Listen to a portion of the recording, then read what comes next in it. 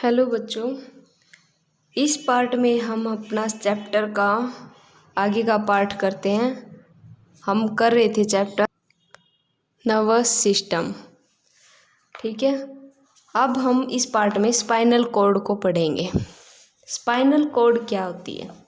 देखो, हमने पिछले पार्ट में किया था कि जो हमारा माइंड होता है उसके नीचे होता है मेंडुला, वो कनेक्ट होती है हमारी स्पाइनल कॉर्ड से, यानी रीढ़ की हड्डी से। अब देखो स्पाइनल कॉर्ड के बारे में क्या कहा है कि spinal cord is a thick bundle of nerve. ये जो स्पाइनल कॉर्ड होती है इसमें थिक बंडल ऑफ नर्व्स होते हैं, नर्व्स के थिक बंडल होते हैं। It extended from the medulla, medulla से शुरू होके, ब्रेन के मेडुला से शुरू होके lower part of the backbone तक ये चलती है, मतलब यहाँ तक है इसका area. Okay, it is surrounded and protected by tough and flexible vertebral column. ये एक टफ और मतलब टफ यानी एक दूसरे से ऐसे अटैच और फ्लेक्सिबल वर्टेबल कॉलम से कनेक्ट होती है। और ये सारी यहाँ से ये कनेक्ट होके यहाँ से जो ये सारा कनेक्शन है ये सारे हमारी बॉडी के हर पार्ट से कनेक्ट हो जाएगी। ये क्या करती है, ये मैसेज ट्रैवल करती है from the spinal organ, sense organ से ब्रेन तक।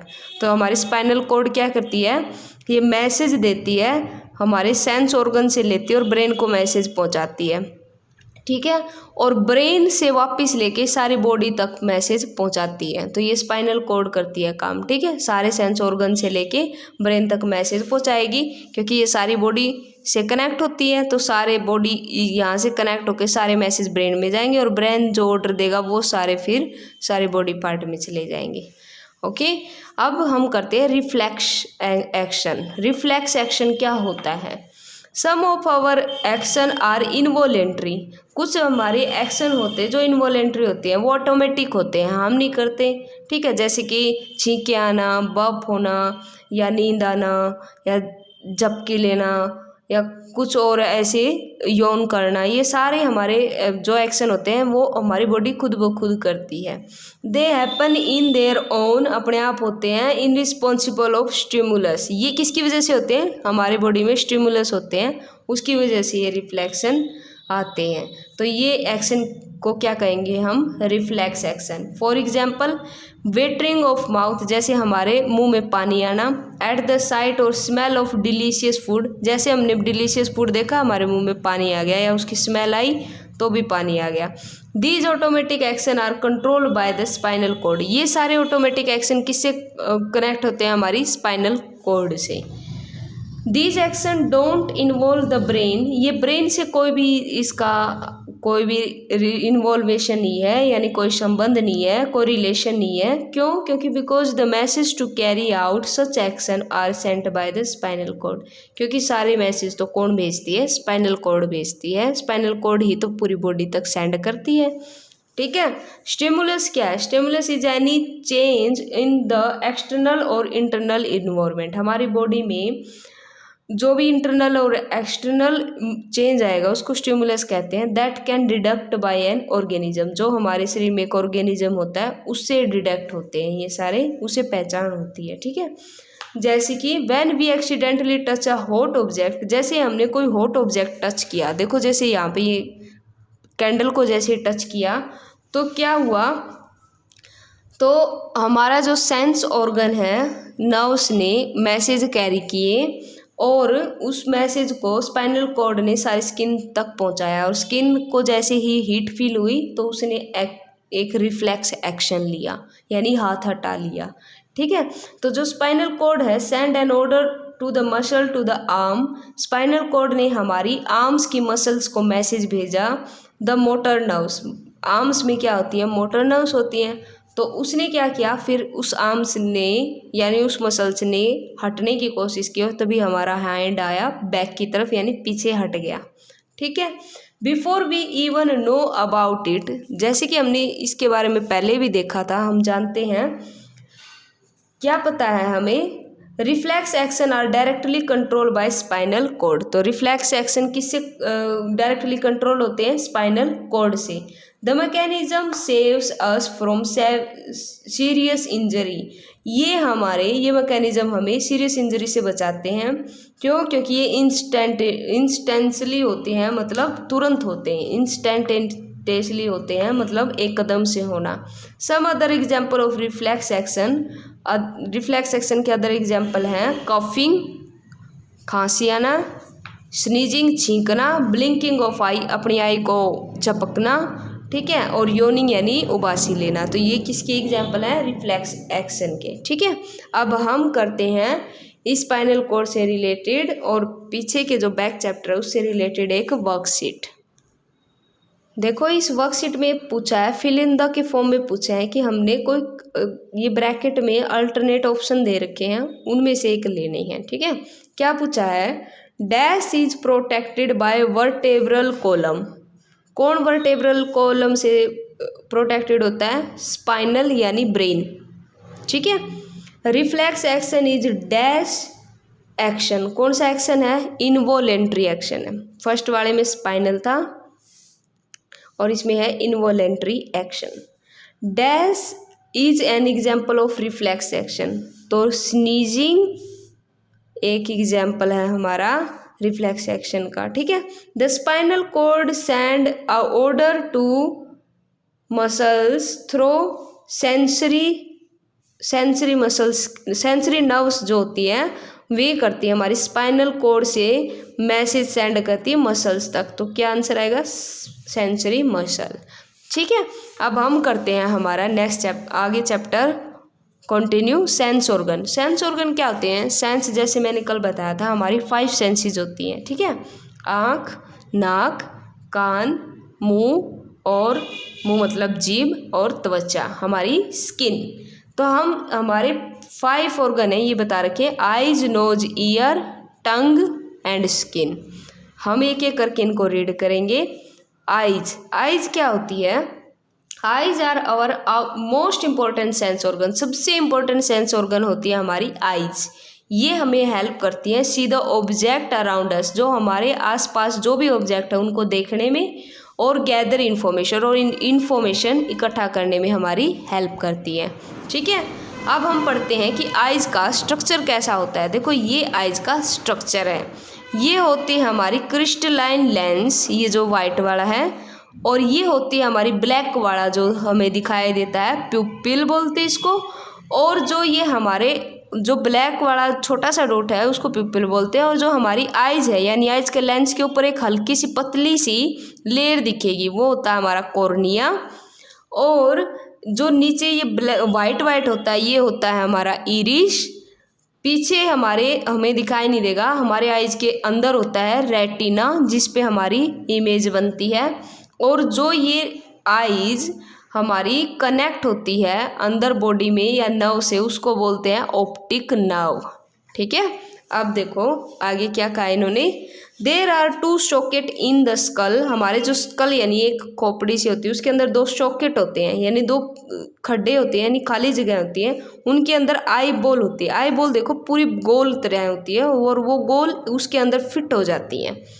Eyes are protected by eyebrow. Eyes को प्रोटेक्ट करती है आईब्रो, आईलिड और आई लैशेज यानी जो हमारी आँख के ऊपर होती हैं। ठीक है, और आँख के में जो छोटे छोटे बाल होते हैं आईलिड और आई लैशेज, ये आँख की पलकें जो होती हैं इनको बोलते हैं। Eyebrow prevent sweet from running into the eyes. जो हमारे माथे पे आईब्रो होती हैं वे पसीने जो स्वीट होता है पसीने को हमारी आइज के अंदर नहीं आने देती। Eye lashes protect I from dirt. जो आई लैशेज होती है जो पलकें होती हैं वे डर्ट को अंदर नहीं जाने देती। डस्ट हो गया या कोई स्ट्रॉन्ग लाइट होगी या मिस्ट यानी धुंध होगी उससे उसके डैमेज से हमारी आइज को बचाती है। जो आई लिड होती है वो प्रोटेक्ट करती है हमारी इंजरी से। ठीक है, जो पुतली होती है वो इंजरी की से प्रोटेक्ट करती है।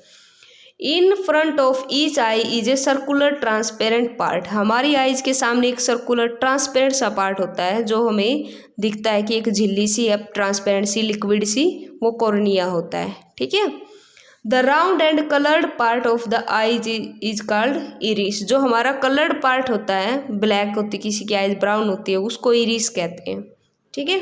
The black spot in the centre of called प्यूपिल, तो उस ब्लैक वाला पोर्शन को क्या बोलते हैं, जो सामने कलर्ड वाला दिखता है ना वाइट कलर, वो तो इरिश होता है, और जो ब्लैक वाला पोर्शन होता है, छोटा सा लेंस होता है हमारी आइज के अंदर, एक तो ऐसे ब्लैक, ये पूरी वाइट हो गई, ये पूरी वाइट है, इस वाइट के अंदर एक ब्लैक होता है बड़ा वाला, एक होता है बिल्कुल छोटा, उस छोटे वाले को इसने क्या कहा है, प्यूपिल, और जो वो ब्लैक है बड़ा यानी ब्राउन आइज, ब्लैक आइज, वो होती है इरिश, ठीक है।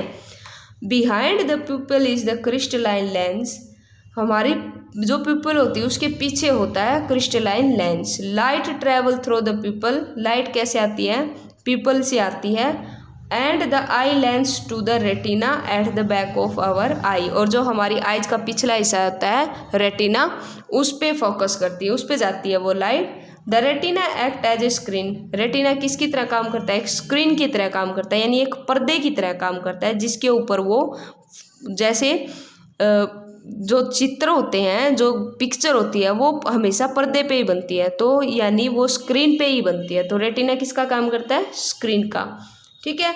It send all the information of the image to the brain through the optic nerve, अब इमेज जो है वो पहले दिमाग में चलती हैं, दिमाग में बनती हैं, और वहाँ तक कौन पहुँचाता है, वहाँ तक माइंड तक वे चीज़ें पहुँचाता है, वो इमेज पहुँचाता है ऑप्टिक नर्व, ठीक है। ऑप्टिक नर्व जो होती है वो माइंड से कनेक्ट होती हैं। The brain interrupt it, brain इस पे काम करता है, देखता है कि हमने कैसा ऑब्जेक्ट देखा, वो ब्रेन बताता है क्या ऑब्जेक्ट था, उस सारे की स्टडी कौन करता है, ब्रेन करता है। ओके, नेक्स्ट है, अब बताया है कि हम आइज़ की केयर कैसे कर सकते हैं। हमने अपनी आइज़ को फ्रिक्वेंटली यानी रेगुलरली धोते रहना है कोल्ड वाटर से, और जब हम स्टडी करते हैं तो सफिशिएंट लाइट होनी चाहिए, अच्छी लाइट होनी चाहिए, क्योंकि डिम लाइट जो होती है वो हमारी आइज़ को टायर्स करती है, यानी थका देती है। Reading, avoid reading in a moving vehicle, जब कोई व्हीकल चल रहा है तो यानी बस के अंदर बैठे हो, कार के अंदर बैठे हो, तो अब हमें पढ़ना नहीं है, क्यों, क्योंकि ये जो होती है हमारी बॉडी पे स्ट्रेन डालता है, उस टाइम की स्टडी हमारी आइज़ पे स्ट्रेन डालती है, यानी दबाव डालती है, ठीक है। फोकस है, क्योंकि बुक हिलती रहती है, हमें अपनी आइज़ को फोकस करने में बहुत ज़्यादा एनर्जी की ज़रूरत पड़ती है, ठीक है। तो watch TV for a minimum distance of 6 feet, और हमें अगर टीवी देखना है तो कम से कम 6 फीट दूर से देखना चाहिए। अब आगे क्या कहा, अवॉइड टीवी, वॉचिंग टीवी और working computer for a long period, लंबे टाइम तक ना तो टीवी देखना है या ना ही कंप्यूटर पे काम करना है। Sit erect and hold your book about 12 inch, erect होता है बिल्कुल सीधे बैठना है, और 12 इंच दूर तक अपने बुक्स को रखना है, और तब उसको पढ़ना है, ठीक है, जब पढ़ाई करनी है तब। If unable to read the blackboard, अगर ब्लैक बोर्ड पे कुछ दिखाई नहीं दे रहा है, उसको पढ़ नहीं पा रहे, तो अपने टीचर को कहो और अपने पेरेंट्स को कहो कि वे आपकी आइज़ टेस्ट करवाएं, ठीक है। अब देखो, हम ये था हमारा ऑर्गन आई, अब हम करते हैं ईयर के बारे में बात। ईयर ने क्या कहा, year help us in hearing, year हमारे सुनने के काम आता है, ये हमारी बॉडी को बैलेंस भी करता है, ठीक है। ईयर के 3 पार्ट होते हैं, एक्सटर्नल ईयर, मिडल ईयर और इनर ईयर, बाहर का ईयर, बीच का ईयर और अंदर का ईयर, ठीक है। एक्सटर्नल ईयर हमें क्या हेल्प करता है, receive and send sound to the middle, बाहर वाला ईयर सुन के जो मिडल वाला है यानी बीच वाला ईयर है उस तक वो साउंड भेजता है, ठीक है। और वो साउंड हिटिंग होती है ईयर ड्रम पे, एक अंदर भी एक ड्रम होता है ईयर ड्रम, उस पे हिट करती है, जो कि वाइब्रेट करता है, जैसे उस पे हिट हुई तो वो वाइब्रेट करेगा। Sound vibration pass on the inner ear, वो जो वाइब्रेशन वो हमारे अंदर के ईयर पे पास हो जाती है, अंदर के ईयर तक पास होती है वो वाइब्रेशन, जो कि हमारे ब्रेन तक सेंड करती है। इनर ईयर क्या करता है, ब्रेन तक सेंड कर देता है, और किसकी मदद से सेंड करता है, वो नर्व्स की मदद से सेंड कर देता है। और ब्रेन जो है, ब्रेन हमें बताता है कि क्या साउंड है, पहचान हमारी ब्रेन करवाएगा, ठीक है। अब हम देखेंगे कि हम अपने ईयर की कैसे केयर करें, कैसे करेंगे हम अपने ईयर की केयर। ईयर बहुत ही डेलिकेट होता है, मतलब नाजुक होता है, अगर इसको इन्फेक्शन हो गया, इंजरी हो गई तो हमारे कानों से हमें सुनना बंद हो सकता है, ठीक है। तो हमेशा क्या करना है, अपने ईयर्स को क्लीन करते रहना है एक पॉइंटेड ऑब्जेक्ट से, मतलब कोई नुकीली चीज़ से, ठीक है। वो जो होता है ईयर ड्रम तक नहीं पहुंचना चाहिए, उसको अगर पंक्चर कर दिया यानी उसके अंदर छेद हो गया तो हमारा जो ईयर ड्रम है वो नुकसान हो जाएगा और हमें सुनना कम हो सकता है या बंद भी हो सकता है। ठीक है, कैसे साफ़ करना है, हमेशा एक कॉटन स्वैब लेनी है, कॉटन की ऐसी पतली सी रोड होती है, उससे हमारी ईयर को साफ़ करना है हमें। कॉटन बहुत सॉफ्ट होती है तो इसलिए सॉफ्टली साफ़ करना है। और जो लाउड नॉइस होता है उससे हमारे जो ईयर होते हैं वे डैमेज होते हैं, तो इसलिए लाउड साउंड से हमें दूर ही रहना है। ठीक है, अब हम अपने थर्ड सेंस ऑर्गन के बारे में पढ़ेंगे जो कि है नोज। हम नोज से ब्रीथ करते हैं, सांस लेते हैं, और स्मेल यानी सूंघते हैं। तो नोज हमारे सूंघने और सांस लेने के काम आती है। ये जो है there are many nerve bending in the upper part of the nose. Nose के अपर पार्ट में बहुत सारी नर्व होती हैं और वो मुड़ी हुई होती हैं। ठीक है, ये क्या करती हैं, ये सेंसिटिव टू स्मेल, ये हमारे सूंघने के काम आती हैं। When the nerve ending come in contact with the vapour of an object, अगर कोई ऑब्जेक्ट से हमारी वो जो नर्व है वो किसी वेपर वाले ऑब्जेक्ट से टकराती हैं, मॉइस्चर वाले ऑब्जेक्ट से टकराती हैं, तो वो हमारे ब्रेन को मैसेज भेजती हैं। ठीक है, और ब्रेन फिर बताता है कि वो कैसी स्मेल है, कौन सी स्मेल है, उसकी पहचान ब्रेन करता है। द नोज हैज़ हेयर, अब नोज के अंदर हेयर्स होते हैं, वे क्या काम करते हैं, डस्ट पार्टिकल को फिल्टर करते हैं। ठीक है, डस्ट पार्टिकल को तो वो हेयर रोक लेते हैं, और जो एयर होती है वो एयर हमारी ब्रीथिंग यानी सांस के थ्रू अंदर चली जाती है। ठीक है, अगर एयर अंदर चली गई तो हमारे फेफड़े खराब हो जाएंगे, तो इसलिए वो जो होती है एयर को प्यूरिफाई करते हैं हमारे नोज के अंदर वाले हेयर। अब ये कह रहा है कि नोज की केयर कैसे करनी है। Blow your nose gently and regularly to keep the nostril clean. अब अपने नोस्ट्रिल को, अंदर नोस्ट्रिल को हमेशा क्लीन रखना है। क्यों, तो क्योंकि हवा अच्छे से अंदर पास हो जाए। ठीक है, और don't put anything in your nose, और अपनी नोज में कोई भी चीज़ नहीं डालनी है क्योंकि उससे वो ख़राब हो जाएगी या वो उसको हर्ट हो सकता है या कोई चोट लग सकती है, डैमेज हो सकती है वो। ठीक है, अब हम करते हैं, हमारा फोर्थ सेंस ऑर्गन है टंग। टंग के बारे में पढ़ते हैं। टंग क्या होती है, tongue is the main organ. Tongue सबसे मेन ऑर्गन होता है टेस्ट के लिए और बोलने के लिए। ठीक है, it kept moist by saliva, हमारे मुंह में जो ये हमेशा मॉइस्चर रहता है यानी लिक्विड रहता है, ये होती है हमारी saliva. Surface of tongue is covered with tiny bump, हमारी जो टंग होती है उसके ऊपर छोटे छोटे बम्प यानी उभरे हुए से हिस्से होते हैं। ठीक है, स्पॉट होते हैं। ठीक है, बिंदु से होते हैं, वो क्या कहते हैं, साइड में भी होते हैं, बैक में भी होते हैं और टिप पे भी होते हैं वे। ठीक है, तो इनको क्या बोलते हैं हम, इनको टेस्ट बड्स बोलते हैं। क्या होते हैं, taste buds. The tongue is richly supplied with nerve cell, इसके अंदर बहुत सारी नर्व्स सेल होती हैं और ब्लड सेल होती है हमारी टंग के अंदर। जो नर्व सेल हैं वे ending in the taste buds detect 4 major taste. देखो जो नर्व होती है वो 4 हमारे अंदर टेस्ट बर्ड होती हैं, उनके साथ ही ख़त्म होती हैं। ठीक है, कौन कौन से टेस्ट बर्ड होते हैं, स्वीट, सोर, साल्टी एंड बिटर। ठीक है, देखो जैसे इस फिगर में दे रखा है, ये होता है स्वीट टेस्ट, जो हमारा मीठा टेस्ट आगे का हिस्सा बताती है जीभ। सोल्टी टेस्ट होती है जो आगे से थोड़ा सा आगे हिस्सा होता है, उस वहाँ पे सोल्टी टेस्ट का हमें पता लगता है। लास्ट, बिल्कुल लास्ट तो नहीं, लेकिन मिड से थोड़ा सा आगे जाते हैं तो वो हमें खट्टा टेस्ट यानी सोर टेस्ट, खट्टा टेस्ट हमें सोर यानी खट्टा होता है, वो हमारा जीभ का थोड़ा अंदर वाला, इतने अंदर वाला पोर्शन बताता है। ठीक है, फिर जो बिल्कुल लास्ट वाला पोर्शन है वो हमें बताएगा कड़वा यानी बिटर टेस्ट। ठीक है, तो ये टेस्ट बताते हैं। अब आगे देखो, the sense of taste and smell are closely linked. जो हमारा टेस्ट है और जो स्मेल है वे दोनों एक दूसरे से लिंक्ड होते हैं।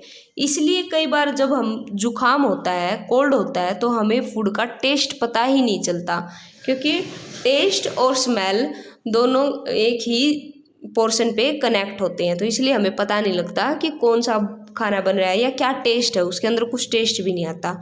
ओके, लास्ट हमारा सेंस ऑर्गन है स्किन। ठीक है, स्किन हमारी outermost covering of our body, हमारी बॉडी के जो बाहर की कवर होती है उसको बोलते हैं skin. There are tiny nerve ending in our skin, हमारी जो स्किन है, स्किन के एंड में, मतलब जैसे ये स्किन है इसके एंड में, मतलब इसके जस्ट नीचे बहुत सारी नर्व्स होती हैं, ये कनेक्ट होती है हमारी स्पाइनल कॉर्ड से, सारी की सारी नर्व जो हमें बताती हैं कि कोई चीज़ कैसे फील हुई है, हीट लगी है, कोल्ड हुआ है, पेन हुआ है, तो ये नर्व्स ही बताती हैं। ठीक है, अब हम पढ़ते हैं कि care of the skin, skin की केयर कैसे करनी है। Bath every day with soap and water, soap और वाटर से डेली अपनी स्किन को धोना है, बाथ मतलब नहाना है। Dry your self with a clean towel after bath, bathing के बाद, नहाने के बाद टावल से साफ करनी है अपनी स्किन को। Always wear clean and comfortable cloth, हमेशा साफ सुथरे और कंफर्टेबल क्लॉथ ही डालने हैं। ठीक है, don't wear tight cloth, tight cloth नहीं पहनने, अनकंफर्टेबल क्लॉथ होते हैं। अप्लाई एन एंटीसेप्टिक ऑन का स्क्रैच और कट, जो अगर स्क्रैच हो गया या कट हो गया स्किन पे तो एंटीसेप्टिक ही यूज करनी है। ठीक है, एंटीसेप्टिक इन्फेक्शन से प्रिवेंट करती है यानी बचाती है। ठीक है, तो ये था हमारा nerve system chapter. Next video में हम इसके वर्कशीट करेंगे।